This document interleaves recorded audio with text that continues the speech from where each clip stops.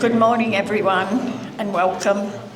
My name is Rhonda Livingstone, and I'm a civil celebrant. I have been given the honour of leading this farewell service, and on behalf of the family of Robert MacDonald, fondly known to many of you as Rob, Bob, Macca, Uncle Bobby, as well as many other names at his workplace, which I'm told cannot be mentioned, I thank you for coming to his ceremony, especially family members who have come to attend from Scotland. A caring, good-hearted man has been lost to us, and we are here today to honour, to respect, and to pay tribute to his far too short life. I would now like to welcome and acknowledge those who are watching our service online, as your presence is also deeply appreciated. And before we begin, and just to ensure we don't have interruptions, if I could kindly remind everyone just to ensure mobile phones are now switched to silent. Thank you. Today is a day for memories and will be remembered for many reasons, but mainly as a special day in which you took the opportunity to be here, to pay your last respects and share some time with others to say both mentally and physically a fond farewell to someone whom you were all very privileged to have known. Our opening music track was chosen by the family. It was a song that Robert always liked and reflects his personality and laid-back approach to his life. There are no words when we lose a loved one, especially when they are taken so unexpectedly and leave a hole no one can fill. Naturally, there is much sadness today, but Robert's memory will live on, enriching, guiding, and blessing your lives.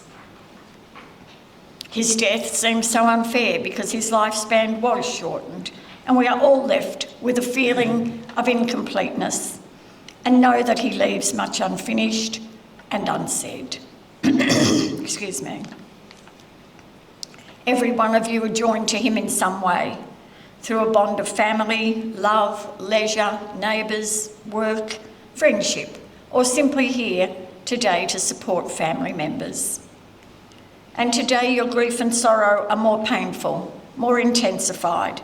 There has been no opportunity to prepare for such a loss, to say goodbye or plan for your bereavement, and trying to make sense of it all is so difficult. It's important to allow yourselves to grieve in your own way and heal in your own time. I would like to open our service with the following words. It's not what you gather, but what you scatter that tells the kind of life you have lived. Robert spread his love, lived well, and brightened the day of all of you. And our hearts reach out now to Robert's family, his parents, Hughie and Molly, both deceased, and his loving wife, Merle, together for 47 years. Robert was also the loving brother and brother-in-law of Hughie and Bernadette, Neil and May, and Mary and George. And it is important to remember the special relationship that Robert shared as the adored Uncle Bobby or Uncle Rab to his family in Scotland, and Great Uncle Bobby or Great Uncle Rab to his many nieces and nephews. Robert also shared a strong and loving bond with close friends in Melbourne who were like his family and also called him Uncle Bobby. And of course, we think of all of you, everyone that's here today, and Robert's love and caring ways will be remembered by you all.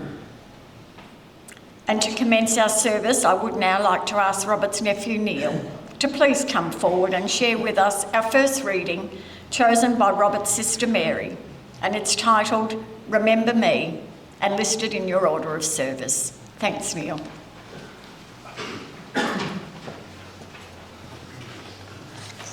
You've got it there. Okay. Don't remember me with sadness. Don't remember me with tears. Remember all the laughter we've shared throughout the years.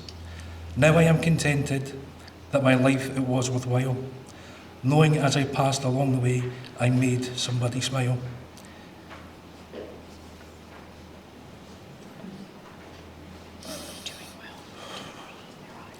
When you are walking down the street and you've got me on your mind, I'm walking in your footsteps, only half a step behind. So please don't be unhappy just because I'm out of sight. Remember that I'm with you each morning, noon and night. Thank you. Thank you very much, Neil. It's not easy to stand up here at such an emotional time, so thank you, and I know everyone appreciates that. Robert will live on through his nieces and his nephews and will forever be tied together within that circle of life. And the younger generation will no doubt carry on with some of the traditions that have been passed down to them. An uncle can be a little bit of a mum or dad, a little bit of a teacher, always a fun person and best friend. They speak with gentleness, listen with respect, and always smile from the heart. Today there will be many happy thoughts, sad thoughts, and many recollections. And hopefully when you leave this service, you'll take with you a deeper and more personal picture of Robert. And our being here together today is a support and comfort for everyone, whether you're close family or caring friends. So allow our collective sorrow and grief to become a collective strength and enable us to try and find closure without the presence of our beloved Robert. So let us remember his life today with joy and with gladness and with respect. And immediately now your thoughts will be turning to Robert's character and his personality. Happy, kind-hearted, cheeky man, good sense of humour and an adventurous spirit. Mel told me he was a bit of a larrikin, a man who liked to have fun, would always give most things a go. Was a proud uncle, loved his nieces and nephews and would never miss an opportunity to spend time with them. He always connected with them like a big kid. And there is no doubt he was dedicated to Merle. They shared a wonderful marriage, wonderful togetherness, and enjoyed travelling throughout their many years together. Although sometimes a private person and not one for chit-chat, he also enjoyed the company of others, would happily attend social functions, often of his choosing, especially with his close mates Peter and Alan. And as we hear throughout the service, were part of the Three Amigos. On a personal level, Robert enjoyed country music, was passionate about following the Tigers, and often had fun texting his mate Gary during a match who followed the Brisbane Lions. He also loved gardening, reading, golf, and I'm told by Merle collected more golf balls than he knew what to do with. Robert was well liked and respected by all those he met, and his kind-hearted nature always shone through. And of course, these are only some of the things you think about when you recall Robert. And when we continue to think about his life, there is quite a bit to reflect upon. It's my privilege to now share with you his life story and some fond memories compiled by Merle. My husband Robert was born on the 29th of September in 1954 in Busby, Glasgow, Scotland. He was the third son of Hughie and Molly. They lived in Cartsbridge Road, and when Mary arrived, they moved to a bigger home. He happily said he went to Wembley Stadium with his dad and also enjoyed working for Coca-Cola. He decided to immigrate across to Australia in 1973 and headed to Geelong to stay with his aunt and uncle. Merle was working in Geelong, and this long-haired lad was interesting. She loved his accent. And as they say, the rest is history. They moved to Melbourne in 1974, became engaged in 1975, and married on the 29th of November of that year. They settled in a flat in Harold Street, Thornbury. Robert worked in a timber yard and always put in more than 100%. Whilst having rush beers after work with his old pal Dave McKenzie at the Croxton Park Hotel, he met some blokes. They became lifelong friends. Darts was always on the agenda, and Saturdays were spent with these mates. We socialised with their families, and yearly golf trips were always enjoyed. For many years, Christmas Eve and then Christmas Day were spent together with these wonderful people. We travelled within Australia and also visited family in Scotland. They have all been here to see us. 2020 was going to be a wonderful visit, everything booked, and then of course COVID put a stop to that. In 2014, Robert, Merle, Karen and Alan travelled for Robert's 60th birthday, also Karen's in March. They went to Scotland and other locations, including Paris, where not speaking English was a very big barrier, and especially within the transport system. I was wondering if we would be held for ransom, as it cost so much. It was a wonderful holiday and one that won't ever be forgotten. Golf day at Whittlesea Golf Club is also legendary. Him driving into water and Alan beside him as usual. Then he decided it was no big deal. He had to retrieve his cigarettes first and was a little stressed. But never mind that Alan's phone and wallet were ruined. He then decided to get the buggy out and continue driving. Of course, it was full of water, and Robert seemed surprised that it had stopped. We retired in 2018 and moved to Cobram in September that year. Robert joined Yarrawonga Golf Club. He was trying hard to improve his handicap and was into gardening, which he loved. The garden was looking a treat. So many people are heartbroken. Everyone will remember him. Miss you so much, my love, Merle. Thank you, Merle, for that beautiful tribute. And of course, to continue painting a picture of Robert, it's my privilege to now ask close family friends, Alan Bagley and his sister Nicole, to please come forward and share with us some of their fond memories. Thank you both.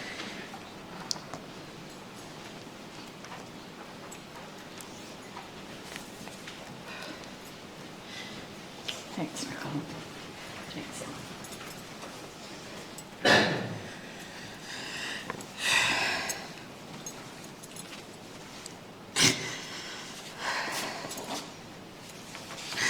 Hello everyone, my name is Nicole, and for those who know me, I'm the daughter of one of Uncle Bobby's closest friends, Peter Bagley.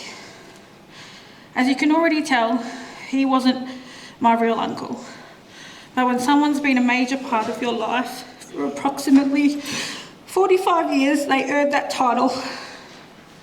Growing up, both Uncle Bob and Auntie Mel treated both Alan and I as if we were their own. They were there for every birthday, every Christmas, and every special occasion we had. Even up to the last occasion in late October, which was my daughter's belated 21st birthday, they had travelled down from Cobram to surprise her and went home the very next day. This is the last time my family got to see him.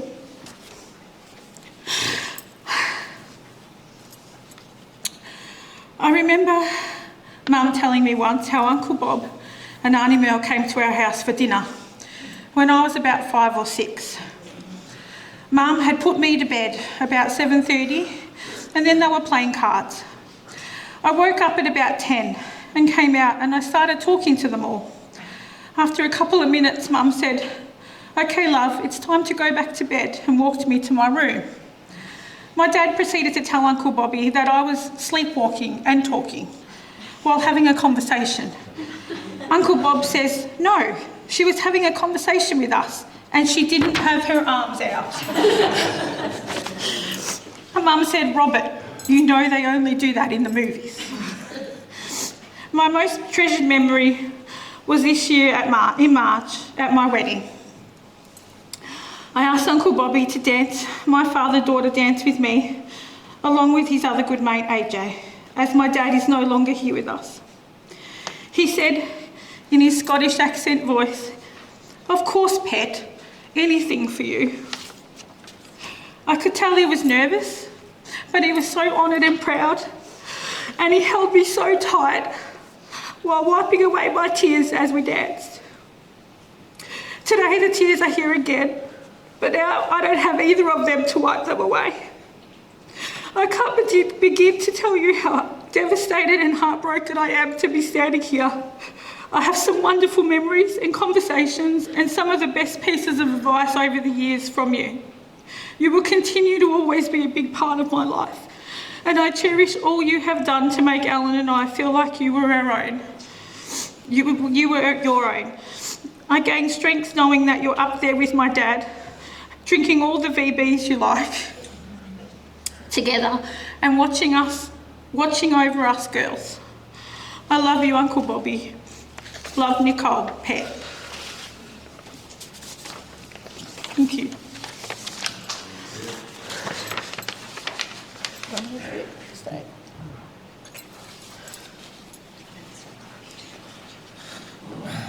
Good afternoon. Good morning, everyone. Firstly, I would like to apologise in advance for references to my dad a lot, but as Nicole said, I don't feel so bad now because she references him a fair bit too.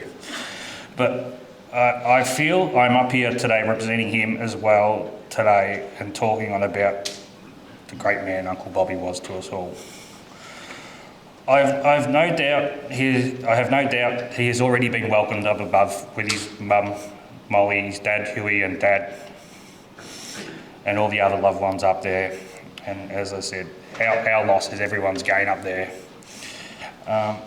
Anyway, Uncle Bob, so many fond memories and happy memories, mate, way too many to mention today, but all will remain in my heart and head for the rest of my time on this earth. Having said that, I will share a few with you today, though, and a couple of stories as well. My earliest memories of Uncle Bob was he would always be the first of all the adults to start playing cricket with me and the rest of the kids at the many get-togethers we had at both my family home in Fairfield and his home in Epping, and also the Christmas parties had by Dad at the Herald and the Croc, which everyone who knows Uncle Bobby was pretty much his second home for a long time. They're their picnics as well. My dad had plenty of mates, and as previously mentioned, drinking at the Croc over the time. But there were two in particular, AJ, which is called Alan, and Uncle Bob, whose real name is actually Robert. He had an extra special bond with. I have no doubt in their mid-20s to late 30s, they spent more time with each other than their wives. And I think everyone already knew that. And as was mentioned before, later in life I called them the Three Amigos. So, yeah. In case you haven't realised, these two blokes, my name is actually Alan Robert, and I was actually named after both these two blokes. So clearly Mum lost that game of rock, paper and scissors with Dad. Yeah, so, but I honestly couldn't be named after two better people. Yeah. I spent many of my early teenage years going to golf with Dad on a Sunday morning. And like Dad, I had discovered a massive soft spot for the two men you just mentioned, Uncle Bob and AJ. And I would quite often ask Dad on a Saturday night, after being at the pub all day with them on a Saturday, will Uncle Bob and AJ be there tomorrow? And on the odd occasion, he would say, no, they're not. And I'd be left a little flat. I mean, how dare those two men have a social life without me? But anyway, I would, yeah. Anyway, so obviously, as mentioned, I would go to golf quite often with my dad. And I don't know how they managed it, but most times I would go to golf. At least two of the three of them would be playing in the same group on the day. The odd occasion, they'd happen to be all on the same group. But I've got a couple of golf stories in particular for you, which involved Uncle Bob. First of all, I was probably about 10 or 11, maybe 12 or 13, I don't know.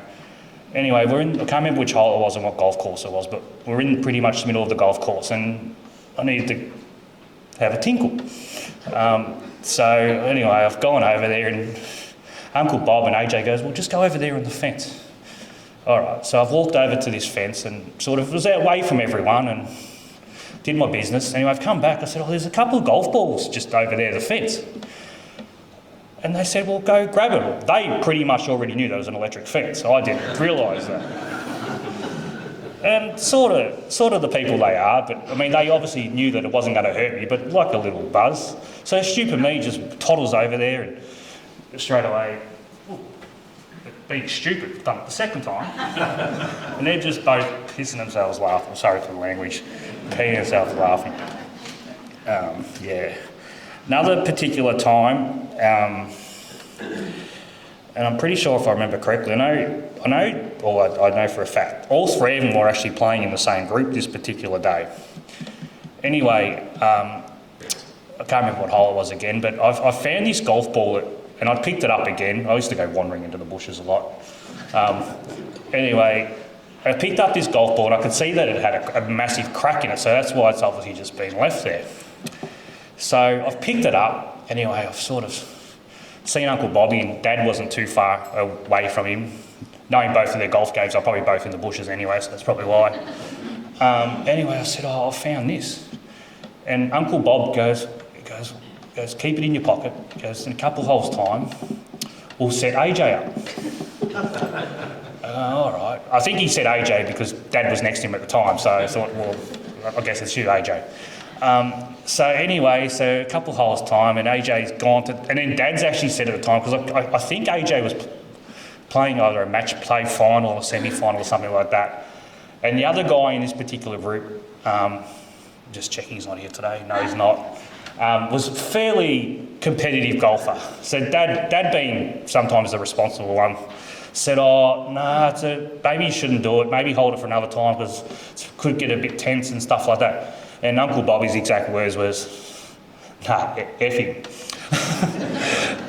Sorry about that. So anyway, so we've teed it up in a couple of holes' time. AJ's wandered up to put his ball down, and Uncle Bobby calls him back and then sort of gets him over there, and has him turning his back, and I've just quickly ran up, changed the golf balls and put it back on the tee and ran off. And this time AJ's gone back and he's gone to tee off, and this ball, AJ can hit a good ball, but this ball has probably gone 5 metres to the right and 5 metres to the left, just half. And he's just looking like, scratching his head, and it might be one of the reasons why you're bald now, mate. You're just going like that. Anyway, and the guy that Dad was a bit worried about taking it a little bit too far was in a fit of laughter. So, but yeah, that was just the type of guy Uncle Bobby was, and along with Dad and AJ, I think they just had more enjoyment of taking the PI double five out of each other than they were when actually trying to win anything. Yeah. Another memory, and Nicole sort of touched on this before, but another memory I'll cherish forever is Auntie Merle and Uncle Bob always coming over to Mum and Dad's on Christmas Eve. Something I appreciated probably more later in life as you realise the meaning of Christmas, which is spending it with family and loved ones. Something new both to me and the family, and always will be. I honestly, and I spoke to Mum about this, I can't remember not spending a Christmas Eve with you guys my entire life. And not being with you, Uncle Bob, next week is going to really suck. Auntie Merle, I'm not sure your plans next week. Quite understandable if you don't make it. It's very understandable. But I really do hope the tradition continues on next year. Because as I said, it's spent with family and friends and loved ones, and you certainly are, Auntie Merle. I also remember the fond stories of his beloved Glasgow Rangers, who actually had a 3-2 win this morning over Hibs. And in particular, I'm not sure, maybe the family can tell me, did he actually love the Glasgow Rangers more, or did he love Ali McCoist more? Yeah, I think it was. Yeah. So much so, Nicole mentioned, this actually isn't in the speech, but Nicole mentioned a few weeks ago when we saw him last, and I mentioned it, and he goes, no, his name's not Ali McCoist, it's Super Ali. I go, yeah, all right, it is. Anyway, so this is the story got off track. I fondly belong to stories of beloved Rangers and particularly your favourite player, Ali McCoist. Not that you ever called him by his name, he was always Super Ali to you. Another little story. One particular time, I don't know where Mum and Dad were, but I was staying in Uncle Bobby's and Auntie Merle's. Might even been going to the footy with you the next day, Auntie Merle or something like that.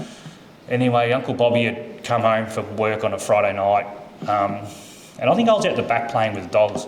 Anyway, he's come to the back window. Actually, no, that's right. He's gone out, got his VB can and a couple of VB cans and come in. He goes, "Come in, young Alan, I've got something to show you." All right, as I've mentioned before, I love spending time with the bloke.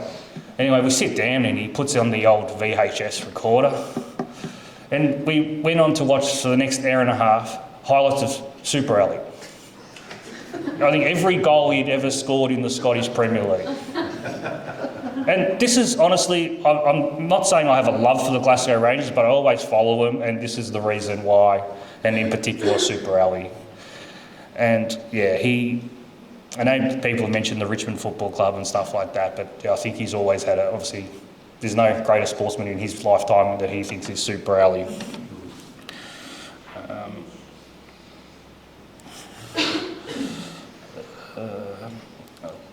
Lastly, mate, you helped me carry my dad out on his final journey a couple of years ago, and as much as I'm hurting on the thought of doing the same to you today, it is something I am honoured and grateful to be able to walk by your side one last time. Yes, your name is Robert MacDonald, but to me, you are Super Bobby. Love you, mate.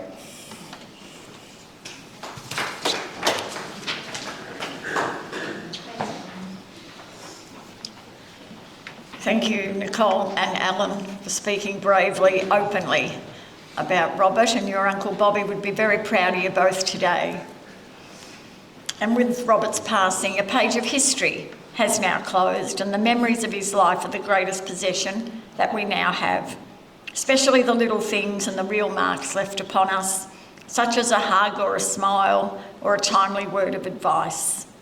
And Robert's family has also captured the wealth of all of those memories in a visual presentation today as part of our service, accompanied by the song "Flower on the Water" by John Williamson, a song that Robert loved and often played.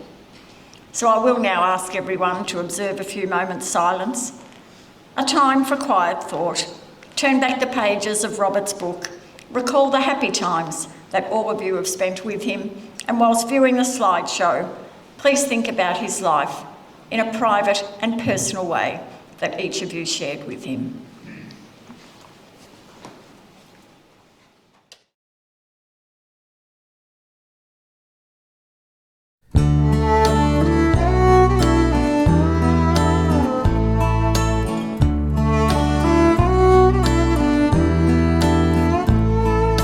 To hear your voice, to see you smile, to sit and talk to you a while, to be together the same old way, that would be our greatest wish today.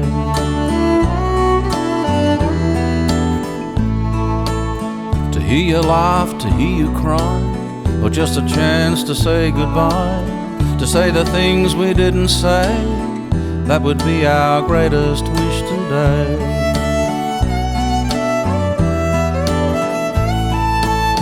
But all we can do is throw a flower on the water, look for the sun through the rain, lay a little frangipani gentle on the water, remember how we loved you.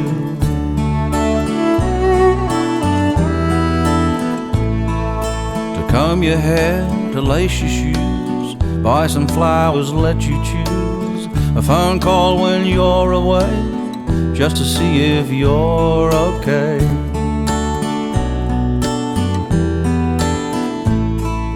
To hear your voice, to see you smile, to sit and talk to you a while, to be together the same old way, that would be our greatest wish today.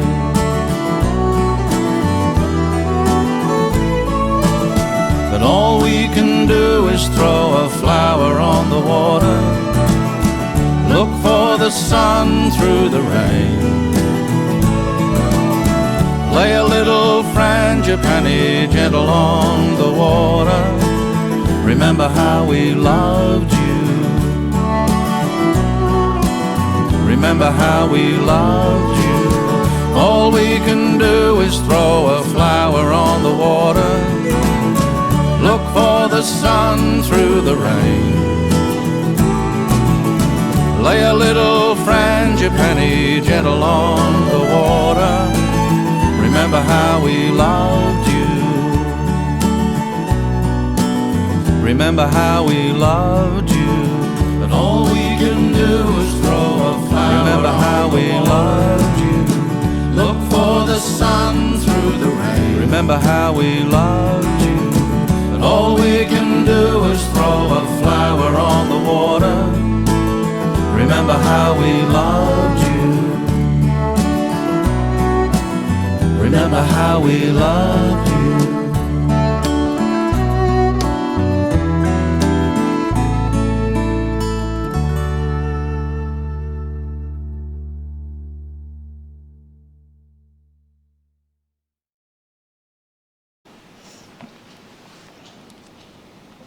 Some wonderful images, memories there of Robert that will remain with you all. And it does remind us that what you leave behind, it's not words engraved in a stone monument, but that which is woven into the lives of you all.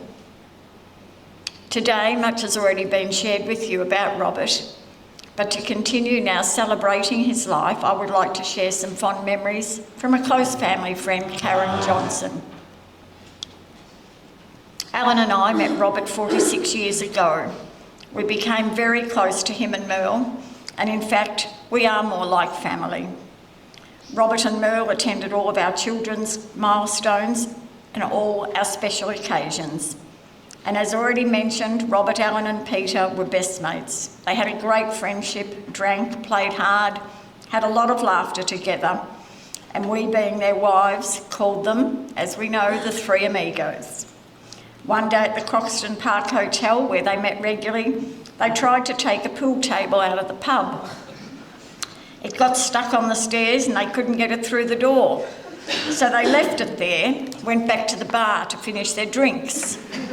And of course, as we've heard today, this is one of the many crazy things they got up to when they were all together. Alan used to get Robert cigarettes, turn them upside down in the packet, and when Robert reached for one, he would light it, and of course it was upside down. Robert's sister Mary and her family bought 2 tickets to play at St Andrew's Golf Course for his 60th birthday. They had a great time, but it was a tough day as the wind was almost blowing a gale. There weren't any trees to block the wind. Robert was also a rebel, and we went to a restaurant. He would light a cigarette inside and say, "I'm a rebel," and then go outside to smoke it. He would pretend to wrestle and punch our son Matt. Then one day when Robert started to wrestle, Matt picked him up, threw him over his shoulder and walked off with him. And Robert said, "He's playing me like bagpipes." Robert was a trickster. He would wait for the golfer to start his backswing, then whistle loudly to distract them. And of course the Whittlesea golf game, where Robert drove straight into the dam, already mentioned a couple of times, and Robert's words, "I have to get my spokes before they get wet." So thank you, Karen, for that tribute. And no doubt there will be many more stories that will flow after the service today. And although in a practical sense Robert's no longer part of your lives, death can be regarded as simply shedding our physical bodies, like the butterfly that sheds its cocoon, then transitioning to a much higher state of consciousness. And remember, tears are not a sign of weakness. Falling apart is part of the normal grieving process. And as a further special tribute to Robert, I would now like to share with you our second reading, chosen by the family, titled "Don't Feel Sad," listed in your order of service. The time has come for me to leave. I want you to not feel sad. Although I go alone right now, good times with you I had. Each one of you held a special place in my heart, and I take my memories with me as I go of the wonderful times we spent together and how I loved you so. My life to you may not have seemed long enough, but I laughed and loved and cried. I don't want you to give up on living just because I have died. Grieve a while for me, if grieve you must, although within your hearts I stay. Sometime soon I hope you again enjoy the sunshine of a bright new day. So when you miss me, just think really hard of those good times that we had, and remember most of all that I loved you and I would not want you to feel sad. And to now conclude our service, I would like to ask those of you who wish to please join with me in saying the Lord's Prayer. Let us pray. Our Father, who art in heaven, hallowed be thy name. Thy kingdom come, thy will be done on earth as it is in heaven. Give us this day our daily bread, and forgive us our trespasses, as we forgive those who trespass against us. And lead us not into temptation, but deliver us from evil. For thine is the kingdom, the power and the glory, forever and ever. Amen. Today we have acknowledged our appreciation for the privilege of sharing a part of Robert's life. He maintained reasonable health throughout his life, and naturally today everyone is experiencing a whirlwind of emotions and shock by such a sudden loss, making it difficult to comprehend what transpired when he sadly passed away on the 5th of December, aged 68 years. And on behalf of the family, I would like to extend thanks to the police, neighbours, and to local residents for their help and support towards Merle during such a difficult time. It is now time to say our final farewell to our dear friend Robert. And here now in this final act, we tenderly and reverently commit his body to the elements of cremation, from which all life comes and in the end all life returns. Earth to earth, dust to dust, and ashes to ashes. Robert's no longer bound by this world, now ready for his spiritual journey, reunited with other family members who have gone before. We leave him in peace and with respect, all bid him farewell. Thank you, ladies and gentlemen. That does conclude our service for Robert, and I would like to announce that the family invites you to now join them for refreshments at the Sporties Bar in Barooga, where you can all continue to celebrate his life. Our final music track is a song that was so close to Robert's heart, followed by music from our piper in honour of his Scottish heritage. Thank you all once again for your attendance here today.